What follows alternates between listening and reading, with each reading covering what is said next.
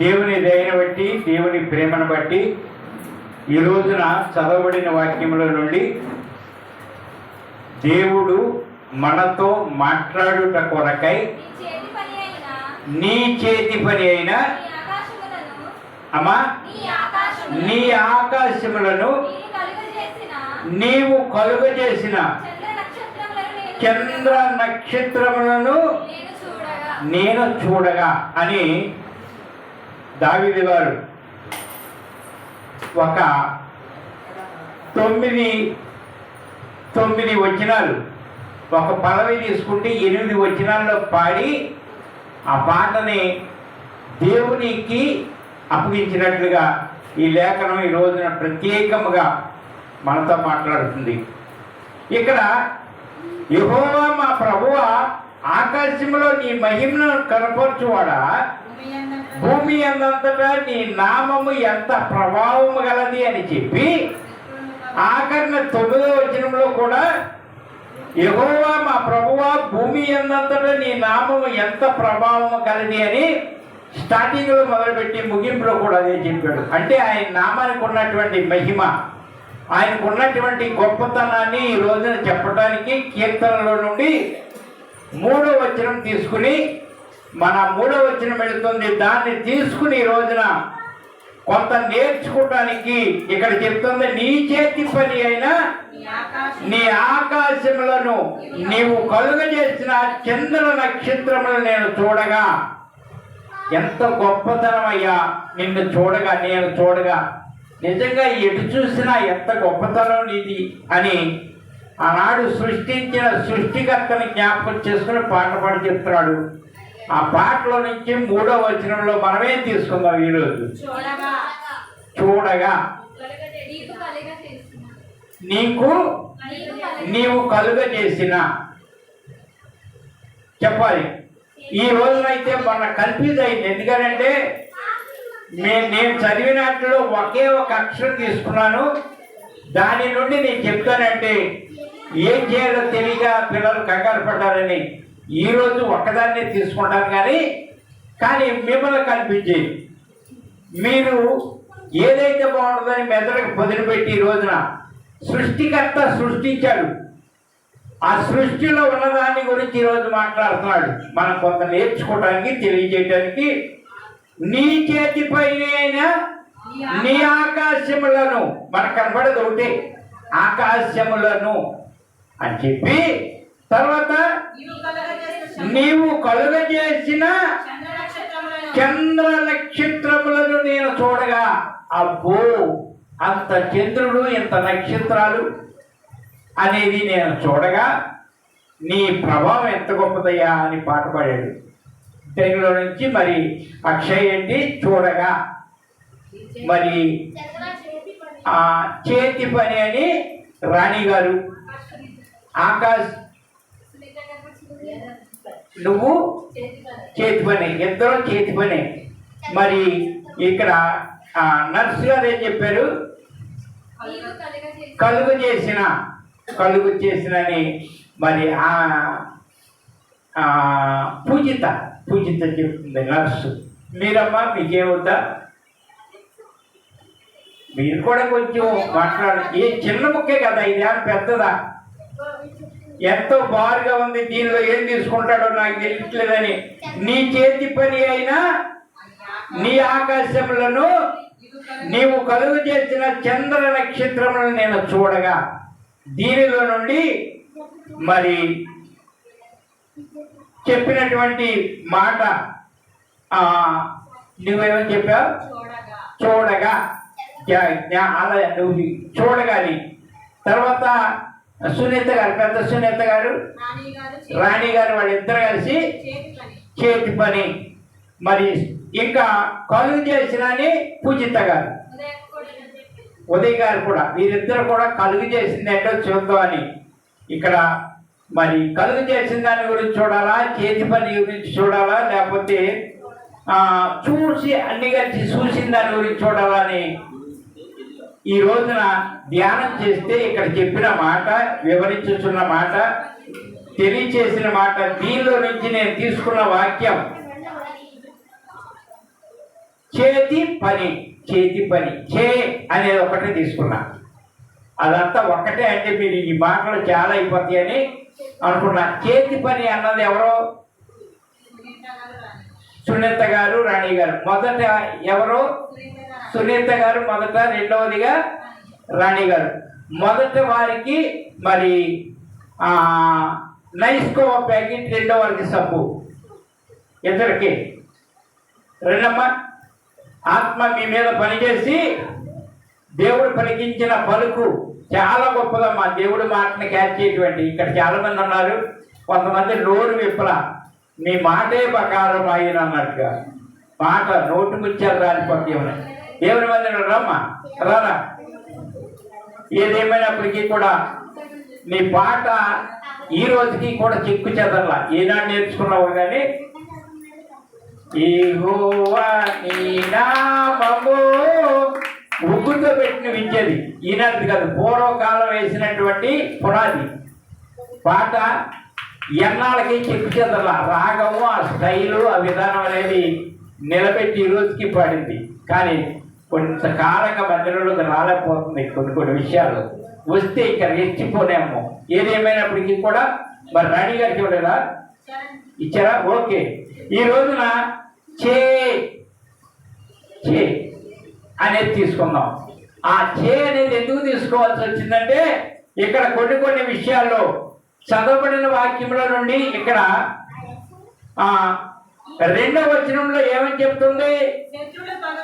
శత్రువులను పగ తీర్చుకోని వారిని మాన్పివేయుటకై నీ విరోధులను బట్టి బాలురు యొక్కయు చంటి పిల్లల యొక్కయు స్తుతుల మూలమున నీవు ఒక దుర్గమును స్థాపించి ఉన్నావు. ఈ రోజున సండే స్కూల్ పిల్లలు పంపించడానికి ఇంటికాడ పెద్దలైన వారు గారాభం పోసి గారాభంగా చూస్తున్నారు. ఈ రోజున ఒక శత్రువు నాపేది ఎవరైనా చంటి పిల్లల స్థుతులు. ఒకవేళ అనుకుంటున్నారేమో సండే స్కూల్లో ఏం చేస్తున్నారు వీళ్ళు, ఇస్తే ఒక లాలీపాప లేకపోతే ఒక బిస్కెట్ ప్యాకెట్ ఇస్తున్నారేమో, ఆ చోటుకి వెళ్ళాలా అంటే నీకు కాపుదల ఒక దుర్గం.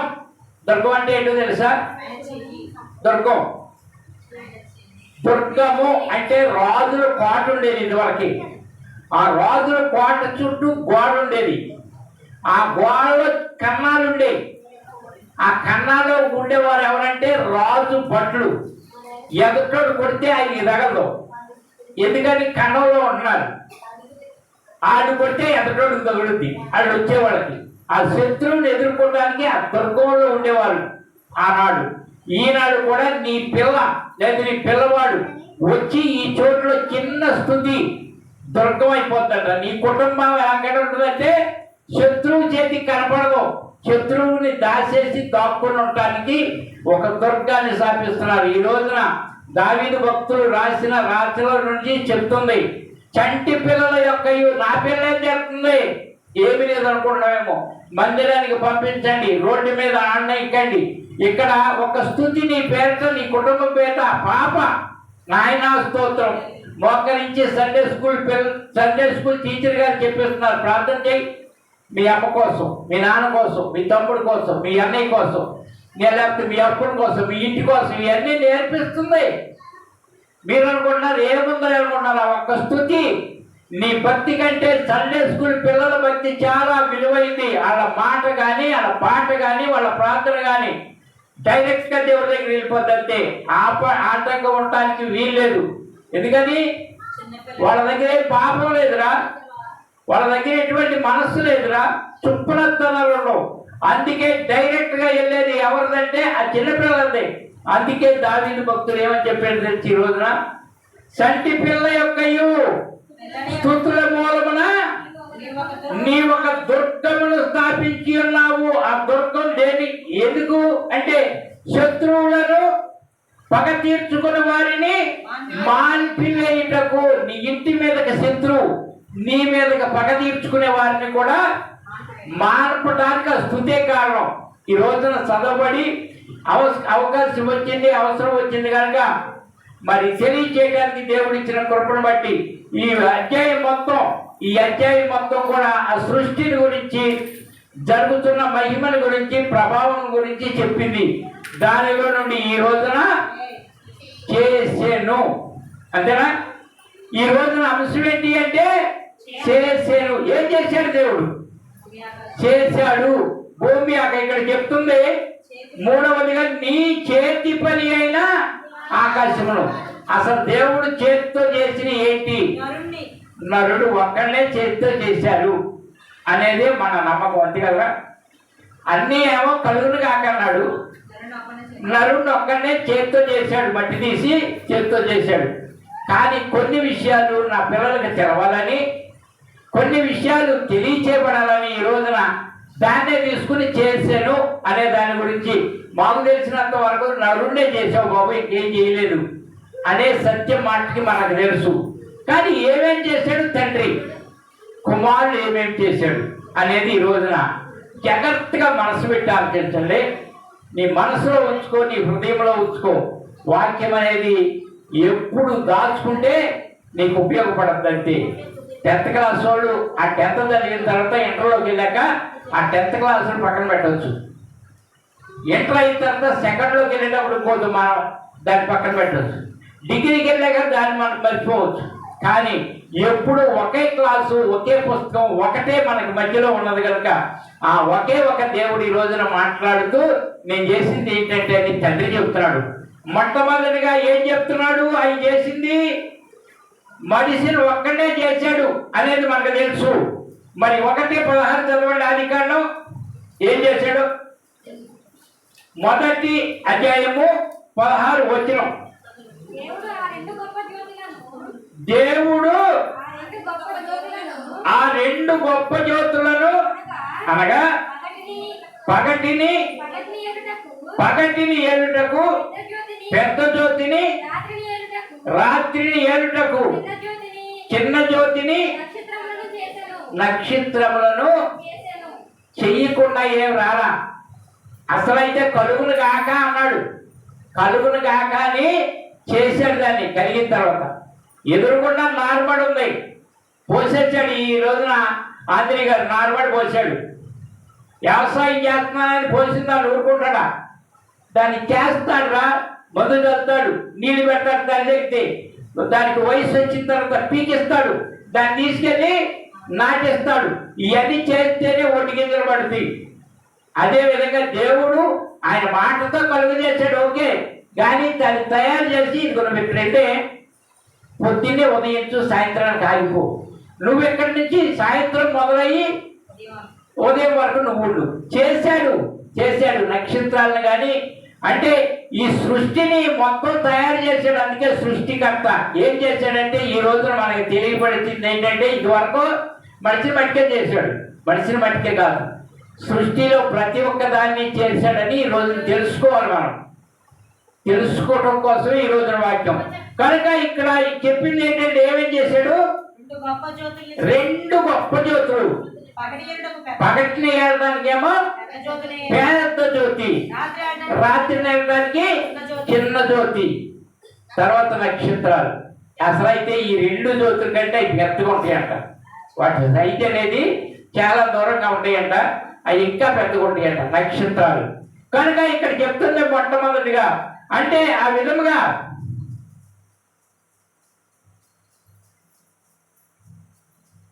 భూమి ఆకాశములు సృజించిన యేసయ్యానికి స్తోత్రం.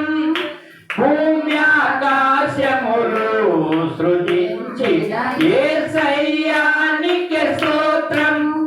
నీ ఆశ్చర్యమైన క్రియలు నేనెలా మరచిపోదును. నీ ఆశ్చర్యమైన క్రియలు నేనెలా మరచిపోదును. హల్లెలూయా హల్లెలూయా హల్లెలూయా హల్లెలూయా హల్లెలూయా హల్లెలూయా. ఆయన ఇక్కడ కూడా చేస్తున్నారు అక్కడ ఆకాశములు మనకు కనపడేది ఒకటి కానీ ఇక్కడ ఉన్నాయి. కనుక ఈ రోజున మొట్టమొదటిగా చేసింది ఏంటంటే పెద్ద జ్యోతి, చిన్న జ్యోతి. రెండవదిగా ఏం చేశాడు అంటే అదే ఆదికాండము 1:25 చదవండి. ఇంకోటి చేశాడు. దేవుడు ఆయా జాతుల ప్రకారము అడవి జంతువులను, ఆయా జాతుల ప్రకారము పశువులను, ఆయా జాతుల ప్రకారము నేలను ప్రాకు ప్రతి పురుగును చేశాను. అట్లా కూడా చేశాడంట. భూమి మొలిపించిన గాక వృక్షాలు, భూమి పుట్టించిన గాక పురుగులు, ఇవన్నీ కూడా నోటి మాటతో కలిగినయే. కలిగినప్పటికీ కూడా వాటిని చేశాడు. వాటిని చేసి ఇలా పాకాలి, ఇలా తినాలి, ఈ విధంగా ఆయన చేశాడు. ఆంధ్రీ గారు అప్పుడప్పుడు ప్రార్థన ఇచ్చేస్తూ ఉంటాడు. ఏమని? కలిగి ఉన్నది ఏది నీవు లేకుండా ఏది కలగలేదు బాబు, కలిగింది మొత్తం నువ్వు చేసింది. ఆ విధంగా పాకే పురుగుల్ని, పక్షుల్ని, పశువుల్ని అన్నింటినీ చేశాడు. పుట్టి కానీ మరి ఈ రోజున కూడా చాలా చోట్ల నేను చూస్తూ ఉంటా. పొలంలో పామాయిల్ మొక్క ఉంటుంది, పొలంలో పామాయిల్ చెట్టు ఉంటుంది. అదేవిధంగా రోడ్డు పక్కన కూడా కొన్ని మొలుగుతున్నాయి. ఇది పామాయిల్, అది పామాయిల్. రోడ్డు పక్కన ఉన్నదానికి దానికి ఏ పోషణ ఉండదు, గెలాసతో ఏదో తెలియదు, ఎవరిని అందుతారో తెలియదు. కానీ తోటలో దాన్ని అపురూపంగా పెంచుకుంటారు. ఎందుకని? రైతు స్వాధీనంలో ఉంది. అదే విధంగా దేవుడు కలుగు చేసిన వాటిని జాగ్రత్త చేసుకున్నాడు. వాటిని కలుగు చేస్తమే కాదు, వాటిని చేశాను. ఏం చేస్తున్నా బాబు? వ్యవసాయం చేస్తున్నా. ఏది? ఏదో రైతు వేసి పెంచి పెద్ద చేసినటువంటి కోకో మొక్కల్ని ఆయన ఫలించుకోవడానికి చేస్తున్నది వ్యవసాయం. మొట్టమొదటిగా మనిపించింది వేరే. ఈరోజున స్వామి వ్యవసాయం చేస్తున్నా. ఏంటయ్యా వ్యవసాయం అంటే? కోకో వేసిన రైతు వేరే, దాన్ని పెంచుకున్న రైతు వేరు. కానీ తీసుకుని వ్యవసాయం చేస్తామంటే దానికి తగిన ముందేసి దాని కాపుదల ఉండటమే చేయటం. అదే ఈ రోజున దేవాతి దేవుడు కూడా అన్నిటినీ చేశాడు. పుట్టమంటే పుట్టిని, కలగమంటే కలిగిని, అన్నీ చేసిన తర్వాత అన్నీ వచ్చిన తర్వాత ఒక్కో దాన్ని చేశాడు. ఆ చేసిన దాన్నే నోవహు గారు ఆ రోజున ఒక్కొక్క జంట వచ్చి ఆనాడు ఓడలోకి ఎక్కినాయి. అది కదా. ఇక్కడ దేన్ని చేశాడంటే ఇప్పుడు వరకు జ్యోతిని చేసింది ఆయనే, నక్షత్రాలు చేసింది ఆయనే, పురుగులు చేసింది ఆయనే, అవన్నీ చేసింది ఆయనేనని చెప్తుంది. మరి మనిషి దగ్గరకు వద్దాం. మూడోది ఇంకెక్కువగా చెప్పుకోవడానికి వెళ్తే చాలా టైం కనుక సింపుల్గా వెళ్తాము. ఈ రోజున చేసినవి చాలా ఉన్నాయి. చేసినవి ఇది అది అని కాదు, చాలా చేశాడు. కానీ తండ్రి అయిన దేవుడు మూడవది కూడా ఏం చేశాడు అంటే 5:1 చూడండి. 5:1 అమ్మా, ఆదాము వంశావళి గ్రంథం ఇది. దేవుడు ఆదామును సృజించిన దినమున దేవుని పోలికగా అతని చేసాను. ఏం చేశాడు? ఆయన పోలికలో చేసుకున్నాడు. ఎవరిని? ఆదాం గారిని. అంటే ఈ 3 విధాలుగా తండ్రి చేశాడు. అసలు నేను అన్నాను, మాటతో పలికిని ఉన్నాయి. ఒక ప్లాన్ చేసుకున్నది ఒకసారి, తర్వాత అట్లా చేసింది ఒకసారి అని చెప్పుకున్నాను కదా. మరి దేవుడు 6 రోజులు కూడా పనిచేసి 7వ రోజున విశ్రమించినట్లుగా ఉంది కదా. ఏది? 2:3 చదవండి. 2:2 అమ్మా, దేవుడు తాను చేసిన తన పని 7వ దినములోగా సంపూర్తి చేసి తాను చేసిన పని తన పని అంతటి నుండి 7వ దినమున విశ్రమించాడు. అంటే పని అంతా చేసింది ఎన్ని రోజులు? 6 రోజుల్లో ఏమేం చేశాడు? సృష్టి మొత్తం చేసేసాడు. అవునా? కానీ ఈ రోజున మనకి అసలు ఒక్క రోజుకి ఒక పని కూడా అవట్లా. కానీ దేవుడు కాబట్టి సృష్టికర్త చేసిన పని విరామం లేకుండా రాత్రి పగలు చేస్తుంటాడు మహానుభావుడు. మాటతో అన్నేసాడయ్యా. ఏంటి ఆయన చేసిన పని అంటే? మాటే కాదు, తర్వాత వాటి వచ్చిన తర్వాత వాటి విధానాన్ని చేశాడు. ఇలా నువ్వు ఉండాలి, ఇలా నువ్వు ఉండాలని వాటిని తయారు చేశాడు. చేసి భూమి మీద అమర్చాడు అనమాట. దానిని బట్టి ఈ పనులన్నింటిలో మొదటిగా అంటే అయిపోయాక నరుని చేశాడా, అవ్వక ముందే చేశాడా? ఇక్కడ 7వ వచనం చెప్తుంది, నేల మట్టితో నరుని నిర్మించి వాని నాసికా రంధ్రములలో జీవవాయువును ఊదగా నరుడు జీవాత్మయను. అంటే 7 రోజులు పని తర్వాత 6 రోజులు పని అయిపోయిన తర్వాత 7వ రోజు విశ్రాంతి కూడా అయిపోయిన తర్వాత నరుడు చేశాడు అనే కదా మీరు అనేది. చూడండి, మాటతో చేసేసాడు అన్ని. దేవుడు మనుషులు ఒక్కడనే మాట కాకుండా చేశాడని. ఇవన్నీ క్లియర్ అవడానికే మీకు అర్థం కావడానికి ఈ రోజున చేసాను. దేవుడు ఏమేం చేశాడు? ఆకాశములు చేశాడని ఆ రోజున ఆకాశములు చేశావు నీ చేతి పని అని ఆనాడు దావీదు గారు అన్నారు. కనుక ఈ రోజున కూడా అదేమి అసత్యం కాదు. ఆకాశాన్ని ఆయన ఎందుకు చేశాడు? కలగమంటే కలిగింది కాదు, ఆయన చేశాడు. ఇలా ఉండాలి అని ఆయన చేశాడు. అంటే భూమి ఆకాశాన్ని వేర్పరిచాడు. ఆ మాట కరెక్టే నోటితో. కానీ ఇక్కడ మనిషిని కూడా అప్పుడు చేశాడని అనుకుంటున్నారు. కానీ ఇక్కడ 1వ అధ్యాయం 27 చదవండి. దేవుడు మన స్వరూపమందు నరుని సృజించెను. దేవుడు స్వరూపమందు వారిని సృజించెను. స్త్రీనిగాను పురుషునిగాను వారిని. అంటే ఎప్పుడు అంటే ఆది కాలం పని అవ్వకముందే ఒక్కోటి చేసి మనిషిని కూడా సృజించేదన్న. సృజించినప్పుడు ఏంటంటే ఒక మగ మనిషినే కాదు, ఇక్కడ మట్టి తీసుకుని చేసింది మగ మనిషినే. అర్థమైందా? కానీ ఆయన మనస్సు, ఆయన ప్లాను, ఆయన ప్లాన్లో ఎవరెవరు ఉన్నారు? పురుషుడు ఉన్నాడు. అంటే ఆ ప్లాను ఈ రోజున యేసురాజు గారు బిల్డింగ్ కట్టాడు. 2 బెడ్రూమ్లు ఉన్నాయి ఆయన మనసులో. దాని ఎదురుకుండా వంటగది కూడా ఉంది.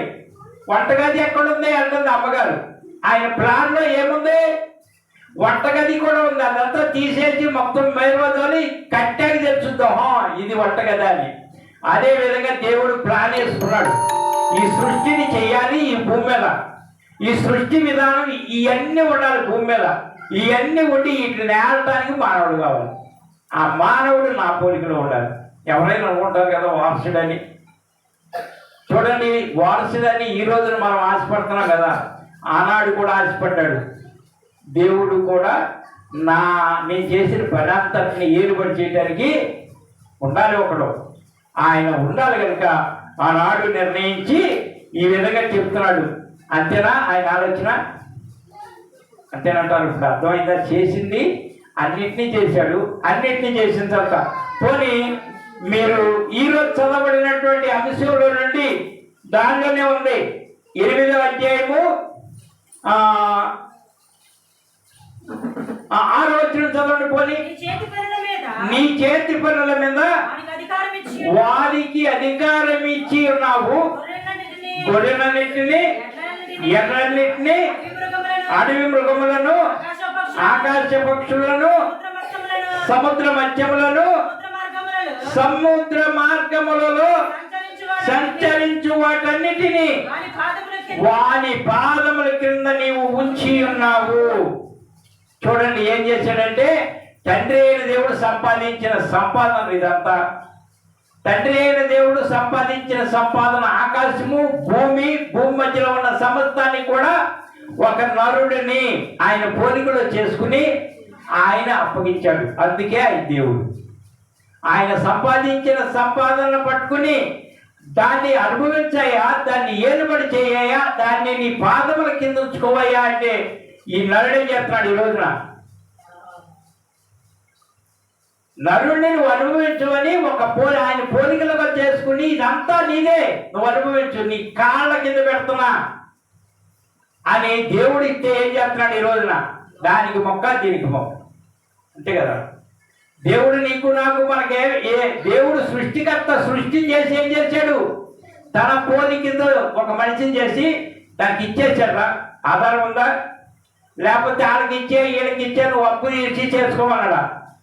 ఇక్కడ ఎంత ఆధిక్యత ఇచ్చాడు. ఈరోజు చదవబడిన కీర్తనలు చేసేను అని ఎందుకు తీసుకున్నామో తెలుసా? అసలు ఆయన ఏం చేశాడు మన కోసం, ఆ చేసి ఏమేమి ఇచ్చాడు మన కోసం, మనమేం చేయాలి? తండ్రి అయిన దేవుడు ఎన్ని చేశాడు మనకి ఇవ్వటానికి ఎక్కువ. వ్యవసాయం చేయని, పంటని ఏదైనా చేయని, దాన్ని సాగు చేయని, ఏదో విధంగా ఎలాగైనా చేయని స్వామికే కదా ఈ యాంత్రిగా చేసేది. ఎవరికన్నా మనోడు వచ్చాడు, తాత ఇది మందేనా అంటాడు అంతే. లేదు ఎప్పుడు నుంచో పెంచుతున్నాను కదా ఇది సాత్వికు సందీపు, నువ్వు పెంచుతున్నావు కదా తాత ఇది మందేనా అంటారు వాళ్ళు. ఒరేయ్ మాకు కూడా ఇప్పుడు వచ్చాడు రా, ఇప్పుడు దాకా ఒక గేడ మంద అంటే అన్ననేమో కానీ ఇప్పుడు మన అందరి మీద ఒకడు వచ్చాడు వారసుడు. ఆ వారసుడే మనం. ఎక్కడ ఈ భూమి మీద దేవుని వారసులు, అది మట్టికి అర్థం చేసుకోండి. దీనికి మొక్క, దానికి మొక్క, దానికి దీనికి దండాలు అవసరం లేదు. దేవుడు ఒక్కడే, ఆ ఒక్కడే. ఎలాంటి వాడు తెలుసా? 10 మనకు లేవు. ఒక చిన్ని మాట చెప్పి ముందుకు వెళ్ళిపోదాం. ఒక అవిటి చెవి అబ్బాయి ఉన్నాడంట, చెయ్యి ఒక్కటే. తల్లిదండ్రులు అల్లారి ముద్దుగా పెంచుకుంటాడు ఆ అబ్బాయిని. ఆ అబ్బాయికి ఒక కోరిక కలిగిందంట. ఏది? కరాటే నేర్చుకోవాలని, కుంఫు నేర్చుకోవాలని. ఆ కొడుకు కొద్దిగా పెద్ద అయ్యాక నాన్న నేను కుంఫు నేర్చుకుంటానంటే, అరే అది 2 చేతులు కలిగిన వాడు చేసుకునేదిరా. ఒక చేయితో కొట్టేది ఆపాలి, ఇంకో చేయితో కొట్టాలి. కనుక నీకు ఆ పని కుదరదు, ఒక్కటే కదా అని తండ్రిని అడిగితే ఆయన కొన్నాడు, తల్లిని అడిగితే ఆమె కొన్నాడు. ఉండి వీళ్ళు నేర్పరలే నాకు అని దాని మీద ప్రీతి కలిగి బయటికి వెళ్ళిపోయాడు. బయటికి వెళ్ళి ఒక గురువు దగ్గరికి వెళ్తే, లే నీకు 2 చేతులు లేవు కుదరదు అన్నాడు. ఇంకో గురువు 5వ గురువు దగ్గరికి వెళ్ళాక ఆసక్తి చూసి నేర్చుకుంటావా? నేర్పుతాడు అన్నాడు. వెళ్ళి ఆయన దగ్గర కుదిరినప్పుడు ఆయన ఈ రోజునే నీకు విద్యాభ్యాసం చేస్తున్నానని ఒక షార్ట్ అంటే ఆ చేత్తోనే ఒక గుద్దు నేర్పాడు. 6 నెలలు అదే నేర్పాడు. 6 నెలలు కూడా గుద్దటమే, ప్రతి రోజున అదే ప్రాక్టీస్. మరి మిగతా వాళ్ళు ఉన్నారు, గురువు గారు ఏం చేస్తున్నాడు, ఇవాళ ఇది రేపు ఇది, అలాగా 100 విద్యలు నేర్పుతున్నారు వాళ్ళకి. వీడికి పట్టుకోండి. బాగా కోపం వచ్చింది. ఈయన కూడా వచ్చి అన్నాడంతా, ఏయా నేర్పులంటే ఒక మార్గంతో పోతా బయటికి, నేర్పుతానని చెప్పి ఆ ఒక్కటే నేర్పుతావంటే ఎప్పుడు 6 నెలలుగా ఒక్కటేనంటే, నీ కథ ఇబ్బంది. రేపు దీనికి పరీక్ష ఉంది, ఆ పరీక్షలో నువ్వు ఉన్నావు.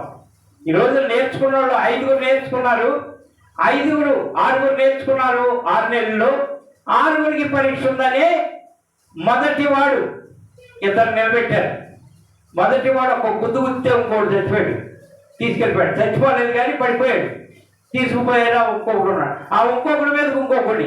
అలాగా 5గురు కలిసి 5వాడు ఒకటి నిలబడ్డాడు. ఈడు 6వాడు, ఇది ఒక చెయ్యడు 6వాడు. 5గురిలో ఆఖరణ ఒకడున్నాడు. 4గురిని పక్కన దోసి 5వాడు ఉన్నాడు, ఈడు 6వాడు. అరే నువ్వు కూడా వెళ్ళాలి ఇప్పుడు.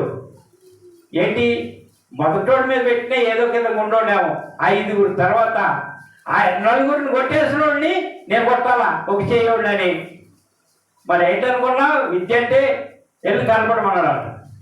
వెళ్ళి కనపడిన తర్వాత ఆడు విద్యలన్నీ ప్రదర్శించి ఈయన్ని అక్కడ కొట్టి ఇక్కడ కొట్టి ఆడు విద్యలన్నీ ప్రదర్శిస్తే ఈడు నలిగిపోయి, అది రే బయట ఉంటే బతికిపోయాడు, మా నాన్న చెప్తే ఇలా, మా నాన్నమ్మ అమ్మ చెప్తే ఇలా, నాకు ఇదే కావాలన్నాను అని మనసులో అనుకుంటూ నాకు నేర్చుకున్నది ఉంది కదా అనుకుంటున్నాడు.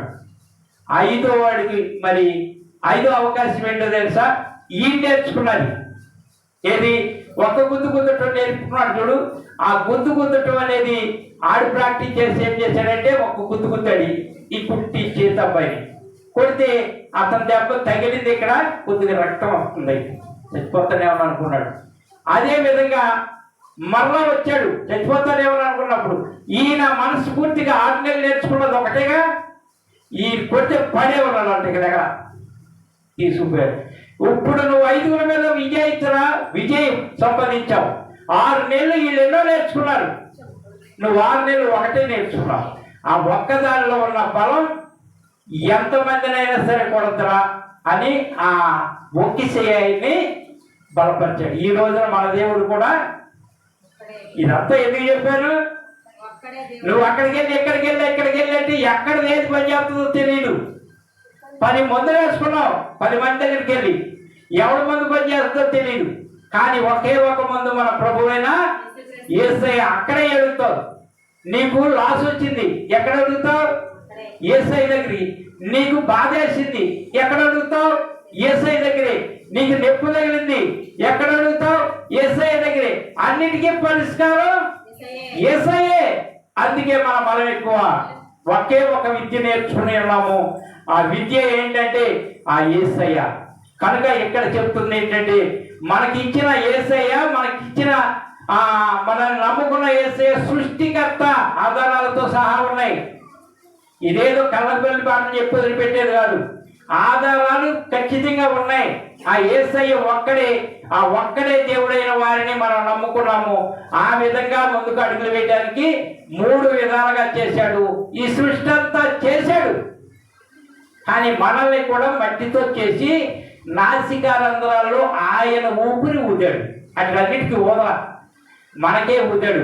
అందుకే మనలో ఉన్నది ఆయన జీవం. ఆయన జీవం బలమైంది కనుక ఈరోజు చెప్తుంది చేసాను. కుమారుడు ఏం చేశాడో చూద్దాం. తండ్రి ఇవన్నీ చేశాడు కదా, ఇక ఈసారి కుమారుడు దగ్గరికి వెళ్దాం. ఆయన ఏం చేశాడంటే మొదటి యోహాను పత్రిక ఆయన చేసిందంటే చూద్దాం. ఆ మొదటి యోహాను పత్రిక 5:10.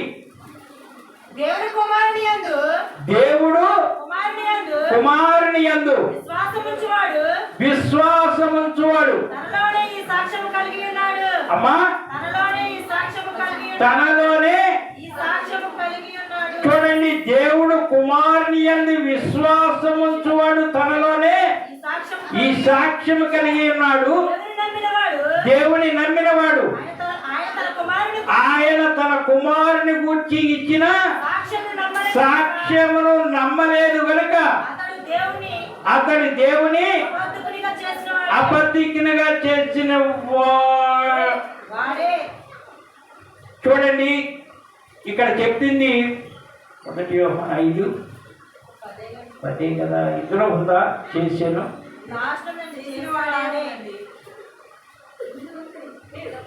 ఉంది కదా. ఆ విధంగా నమ్మలేదు కనుక అతడు దేవుని అబద్ధికుడుగా చేసిన వాడే. చాలా మంది ఏం చేస్తున్నారు ఈ రోజున, నమ్మామని చెప్పుకుంటున్నారు, అబద్ధం నిజాన్ని నమ్మలేకపోతున్నారు. ఈ రోజున నమ్ముతారా? గారాభంగా పెంచుకున్న మేకపోతే నమ్మేది ఎవరిని? కోసేవాడిని నమ్మద్ది. అదేవిధంగా అలారుముద్దుగా పెంచుకున్న కూతురు ఎవడో పోరంబోగులోని నమ్మి అమ్మ నాన్న వదిలిపెట్టి వెళ్ళిపోతుంది కట్టుకోడు దగ్గరికి. అల్లారుముద్దుగా పేరు ప్రఖ్యాతులు కావాలని పెంచుకున్న కొడుకు ఏదో గాలి సంబంధం తీసుకొచ్చి ఈమె నాకు అంటున్నాడు, నమ్మట్లేదురా. అదేవిధంగా దేవుళ్ళు కూడా ఈ రోజున నమ్మని వారు ఉన్నారు మొట్టమొదటిగా. కనుక ఎంత చెప్పింది మీకు ఎందుకనంటే అబద్ధికులుగా చేయకండి, దేవుణ్ణి అబద్ధికులుగా చేయకండి. అంటే ఈ రోజున చెప్పిన దాన్ని బట్టి సాక్ష్యం అబద్ధమైతే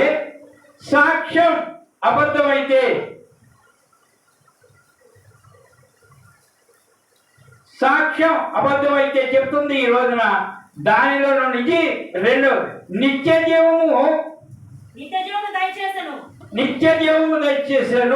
నిత్య జీవము కుమారుని యందున్నది.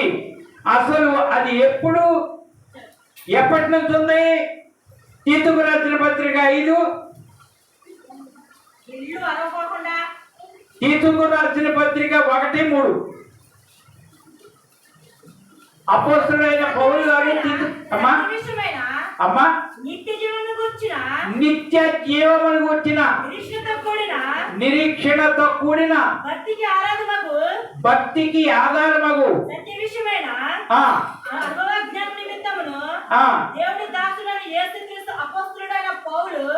దేవుని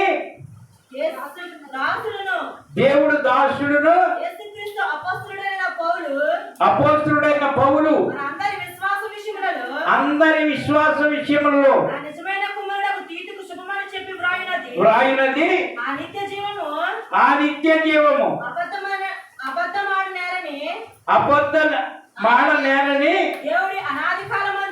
దేవుని అనాది కాలమందే వాగ్దానం చేసిన గాని ఇప్పుడు మన రక్షకుడైన దేవుని ఆజ్ఞ చూడండి ఎప్పుడో చేశాడు. ఆది కాలంలో చూపించారు మీరు, మరి ఇప్పుడు తీసుకొచ్చి కుమారుడు అంటారు ఏంటంటారా?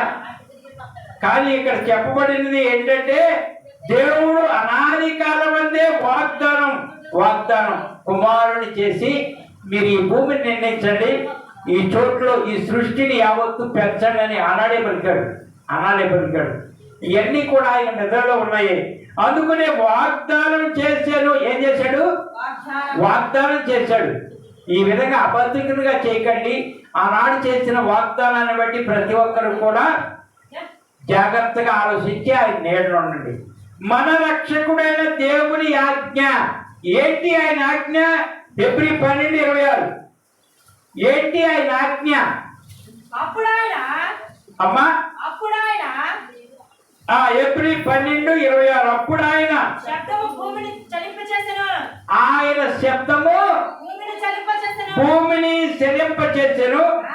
కానీ ఇప్పుడు నేను ఇంకొకసారి భూమిని మాత్రమే కాక ఆకాశమును కూడా కంపింపచేయుదును అని మాట ఇచ్చాడు. ఇక్కడ చెప్తుంది అప్పుడు ఆయన శబ్దము భూమిని మాత్రమే. ఎప్పుడు భూమిని చలింపజేసింది? అప్పుడు అమ్మా అప్పుడు భూమిని కంపింపజేసింది 40 రోజులు వర్షం నోవహు కాలంలో. ఇప్పుడు మరొకసారి రానయ్యన్నాడు. అంతేకాదు ఒకనొక సమయంలో ఆయన సిలువ వేసినప్పుడు, ఆయన మరణమైనప్పుడు, ఆ ప్రాణం విడిచినప్పుడు అసలు అల్లకొల్లాలం అయిపోయిందంట భూమి మీద, చీకట్ల కమ్మేసినాయి అంట. సిలువ మీద ఆయన శ్రమ అనుభవించి ఆయన కేక వేసి విజయ కేక వేసి తండ్రి నా ఆత్మ నీకు అప్పచెప్తున్నాను అనగానే చీకట్లకు అమ్మేసి పెద్ద భూకంపం వచ్చినట్టుగా చేసిందంట. ఆనాడు కూడా భూమి కంపింపు చేసి ఉన్నాడు. కానీ ఇప్పుడు మళ్ళీ ఒకసారి అన్నాడు. ఏమన్నాడంటే భూమిని మాత్రమే కాదు ఆకాశాన్ని కూడా కంపించును. ఎప్పుడు? ఇంకొకసారి అది ఆయన మళ్ళీ రానయ్య ఉన్నాడు. ఎన్న కూడా సత్యాలేనరా, ఎన్న అబద్ధాలు కాదు. ఖచ్చితంగా గ్రంథంలో రాయబడి ఉంది. ఈ రోజున చేశాను అనే దాని గురించి చెప్తుంది.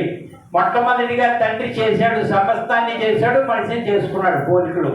వీటన్నిటినీ ఆ మనిషికి అప్పచెప్పాడు. మనమే ఆ మనుషులు మనకే అప్పచెప్పాడు. ఈ భూమి మీద సర్వ సృష్టికర్త అయినటువంటి దేవుడు. ఆయన దగ్గరికి వచ్చాము, ఆయన నమ్ముకున్నాము. ఆయన దేనికి దాసోహం అనేవాడు కాదు. ఆయన ఒకే ఒక్కడు.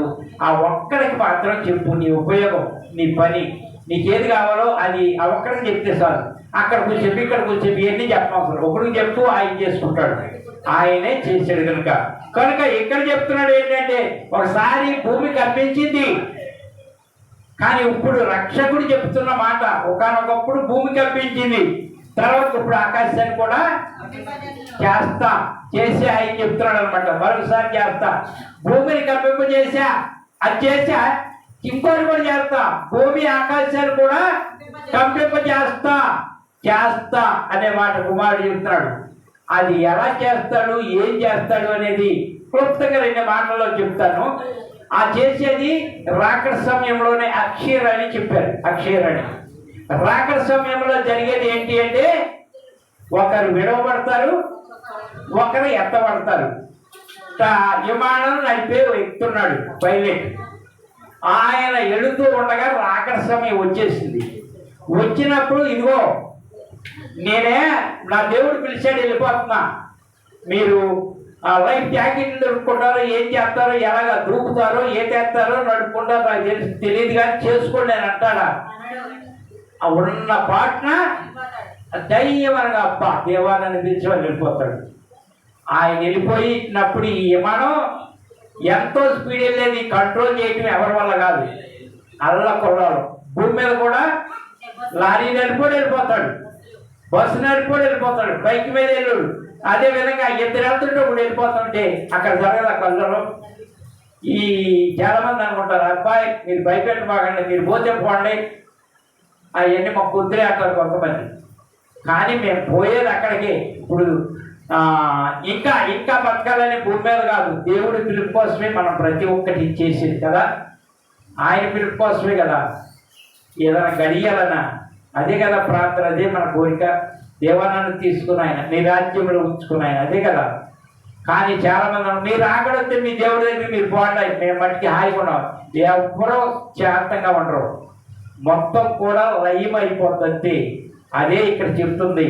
ఆనాడు భూమే కాదు ఆకాశం కూడా కంపింప చేస్తా అని చెప్పింది ఎవరు? దేవుడు కుమారుడు చెప్తున్నాడు, రక్షకుడు చెప్తున్నాడు. దాన్ని బట్టి 4వ మాట 5వ మాట అయిపోయింది కదా, 6వ మాట కూడా అయిపోయింది. కంపింప చేస్తా, భూమి ఆకాశం సడలిస్తే లేక కదిలిస్తే తన పోలికలో ఉన్న మనుషుల సంగతి ఏంటి? ఇవన్నీ చేస్తారన్నాడు. తన పోలికతో చొప్పున చేసుకున్న మనుషులు అందరూ అదే కదండి. పోలికలో లేనివాళ్ళు ఎవడో, హిందువులు లేదు, క్రైస్తవులు లేదని, మానవులు ప్రతి ఒక్కరు కూడా ఆయన పోలికలోనే ఉన్నారు. మరి ఆళ్ళ సంగతి ఏంటి? ఆళ్ళ సంగతి ఏంటి? మనమేంటి, వాళ్ళేంటి, వీళ్ళేంటి? అసలు ఏంటి జరిగేది అంటే ఆఖరిగా కొలస్సీలకు రాసిన పత్రిక, ఆఖరికి కొలస్సీలకు రాసిన పత్రిక అధ్యాయము 1:13 వచనం. ఆయన మనలను అంధకార సంబంధమైన అధికారములో నుండి విడుదల చేసి తాను ప్రేమించిన తన కుమారుని యొక్క రాజ్య నివాసులుగా చేశాను. చూడండి ఏం చేశాడు? రాజ్య నివాసులు. ఆయన రాజ్య నివాసులను చేశాను. ఆ రాజ్య నివాసుల్ని నేను అప్పటిని చెప్పండిరా, ఎవరు మీకు గాయం లేనట్టుగా మీరు బాప్తిస్మం తీసుకోలేదా? పరలోక పౌరుషత్వం మీకు లేదా? ఉందా? ఎప్పుడైతే రక్షణ తీసుకున్నావో మీ పౌరుషత్వం ఇక్కడ కాదు. మనం ఇక్కడ నుంచి అమెరికా వెళ్ళాలంటే మన పౌరుషత్వం ఇండియా పౌరుషత్వం. అక్కడికి వెళ్ళాలంటే వీసా కావాలి, కొన్ని ఆధారాలు కావాలి, కొన్ని టికెట్ కాదా? అవునా? చదువుకున్న వాళ్ళకే తెలుస్తుంది ఇది. ఈరోజు అమెరికా వెళ్ళాలంటే ఎంత చెప్పబడాలి? మన పౌరుషత్వం ఏంటి? ఇండియా పౌరుషత్వం.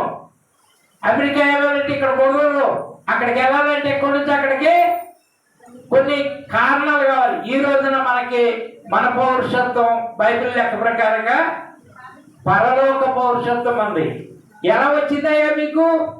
రక్షించబడ్డాం, ప్రభు పేరుట బైబిల్ పట్టుకున్నాం, అవి నేర్చుకున్నాం. అర్థమవుతుంది కదా పాట. ఈ రోజున చేసాను అనే మాట తీసి ఇక్కడ ఏం చేస్తున్నాడంట దేవుడు? మా ఆయన పోలికలో ఉన్న వాళ్ళ సంగతి ఏంటి అంటే ఆయన ఇక్కడ చెప్తున్నాడు, ఆయన మనలను అంధకార సంబంధమైన అధికారములో నుండి విడుదల చేసి తాను ప్రేమించిన తన కుమారుని యొక్క రాజ్య నివాసులుగా. అందుకే బాప్తిస్మం తీసుకోండి. ఏంటి పౌరుషత్వం అనేది ఇక్కడ కరెక్ట్ కాదు, మనది ఇక్కడ లేదు. ఎంతకాలం ఉన్నా పరదేశులమే. ఈ రోజున ఒక దేవమాత అనే మా గ్రామంలో ఉంది. తల్లి తండ్రి మరి చనిపోయారు, పాపం కొద్దిగా మెంటల్గా ఆమె ఉంది. ఈ రోజున ఆమె చనిపోయింది. ప్రతి ఒక్కరు వచ్చేవాళ్ళన్నారు ఖచ్చితంగా పరలోకమే. ఏంటయ్యా అంటే పెళ్లి వయసు దాటిపోయింది ఒక్కటే. అయినప్పటికీ కూడా ఆమె ఎవరు పెడితే వాళ్ళు తీసుకునేది, ఎవరు పెట్టింది వాళ్ళు తినేది, అన్నయ్య అనేది. ఆ విధంగా ఏ పాపము ఎరగనటువంటిది కనుక ఆయనతో. కానీ ఈ రోజున కూడా మన పౌరుషత్వం అనేది ప్రభువుతో ఉందని ఖచ్చితంగా చెప్పగలము. చేసేది చేద్దామని కాదు. మిమ్మల్ని కోరుకునేది ఏంటంటే మనకి ఏ భవిష్యత్తు కావాలి? పరలోక భవిష్యత్తు కావాలి. భవిష్యత్తు కావాలంటే అంధకారం ఉంది. భూమినే కాదు ఆకాశాన్ని కూడా కప్పింపజేస్తా. ఆ రోజు అయ్యాభయ అంధకారం యాక్సిడెంట్లు జరుగుతాయి. మంచమే పడుకున్నాడు, ఇద్దరు అక్కడే వెళ్ళిపోతారు, తిరగలిసుకో. ఇవన్నీ బైబిల్లో ఉన్నాయి. ఒకళ్ళు ఎడవబడతారంట, ఒకడు ఎత్తబడతారు. వీరు వాళ్ళు దేవుని పోలికలోనే ఉన్నారు కదయ్యా. దేవుని పోలికలో ఉన్న దేవుణ్ణి నమ్మి ఆయన వైపు చూస్తేనే. పోలికలో ఉన్నంత మాత్రాన కొడుకు కాదురా. చాలా మంది నాకులాగానే చాలా మందిని చూస్తుంటారు, నీకులాగానే చూస్తుంటాం. అది మన తల్లిదండ్రులు పుట్టి తాడుకుంటున్నాడా? పోలిక ఉండొచ్చు, దేవుని పోలిక ఉండొచ్చు, దేవుని బుద్ధులు ఉండొచ్చు, దేవుని పేట జీవించుతూ ఉండొచ్చు. కానీ రక్షణ కావాలి, భవిష్యత్తు కావాలి. ఆ విధంగా ఉంటేనే ఆయన ప్రేమించినట్లు. పోలికింది కదా 14 చదవండి. ఆ కుమారుని యందు మనకు విమోచనము అనగా పాప క్షమార్పణ. ఆ కుమారుడు ద్వారా విమోచన. పాప క్షమార్పణ ఎప్పుడు వస్తుంది?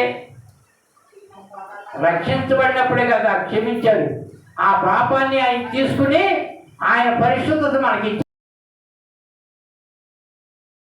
అందుకే మనం ఏం చేయాలంటే రక్షించబడాలి.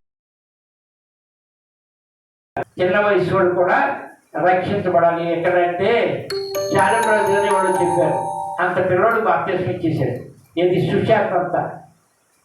ఏంటయ్యా ఈ వయసులో బాప్తీసం?